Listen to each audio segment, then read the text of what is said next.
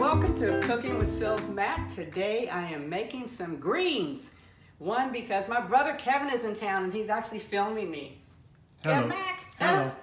All right, but before we get started, you know what I have to do. You have to have a little glass of wine to say or pay tribute to my mother, Mama Mac, Sylv Mac 1, because she always had at least a glass of wine when she was cooking.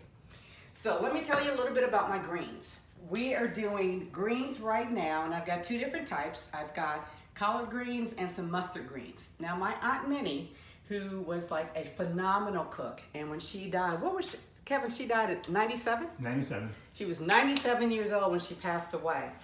And because I've got mustard greens in there, she always told me mustard greens are kind of bitter, so you want to put a little bit of sugar, not much, just like maybe a teaspoon or so, just to kind of cut that bitterness out.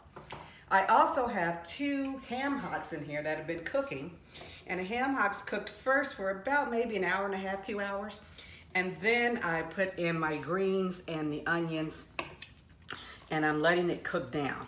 And I'm about to start adding my spices, so let me show you what I've done with the spices and everything that I've got going. So I like to just kind of do like a hodgepodge of whatever I feel like for the day to make my greens, because I just like them nice and spicy and flavorful. So I just put a lot of times whatever's in my refrigerator.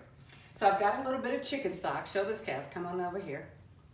So a little bit of chicken stock. I don't put, because you've got a lot of the juice and the water coming from the ham hock. So I'll put like, the measurements here are not gonna be exact, because you all know when you make greens, it's just a little bit of this, a little bit of that, you know. So a little bit of chicken broth or chicken stock.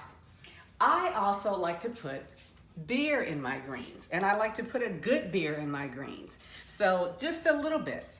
Oh, I would say like maybe half of a beer, and then you keep the other half and you drink it. All right, a little bit of red wine vinegar or any type of vinegar that you have. Sometimes I like to use the vinegar from the peppers, those little yellow peppers. I can't think of the name, but I'll put that in there, but I don't have any right now. So I just have some red wine vinegar. I'll put a few shakes of that in there. That just, I like to add acid to my food because it brightens it up a little bit. Then, of course, we got a little Frank's hot sauce. Kevin, I know he does not like spicy stuff. To I like him, hot sauce. That's fine. Okay, hot sauce is okay, Kevin? Yes. For him, black pepper is hot. So I put a few shakes of the hot sauce in there. Shake, Shake it, Samantha. So we put a few shakes in there. Then I just found this. Y'all know that I love buying new spices, and it's called bullshit. And I'll put a little bit of that in there. Not much, because a few shakes again. And then I am going to put a little bit of olive oil in there. Where does that come from? Let me tell you about the olive oil here. I'm glad that you asked, Kevin. So my daughter-in-law, Krissa, or our daughter-in-law, Breck is my husband. Our daughter-in-law has a family back in Crete, Greece, and they have an olive oil company. And it's actually for sale here because our son, Brett, actually sells it in a couple of stores here stateside. You can order this Greek olive oil, and it is called Taste of Pathonia. Take a look at it. It is like liquid gold. It is awesome, and it is only from Crete, Greece. We get it shipped over because we're family members and we get it for free. So I've got like 5 gallons of it here. So I just put a little bit in there, not much, but a little bit to give it just a little flavor. Then the other thing, this is my secret weapon, okay? I don't know if y'all remember, but I had made a spatchcock chicken a couple of weeks ago. Well, I saved the drippings and I froze them. So now, and I got this from my husband because he did it one time. Oh my God, and the greens were off the chain. So I saved the drippings, and I'm actually going to add the drippings into the greens.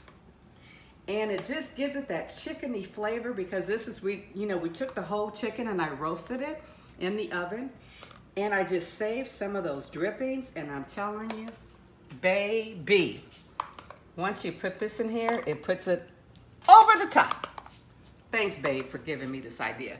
He did it once from our turkey drippings from Christmas. We froze the drippings and he made the greens with it like maybe 2 months later. They made you want to just slap your mama. All right.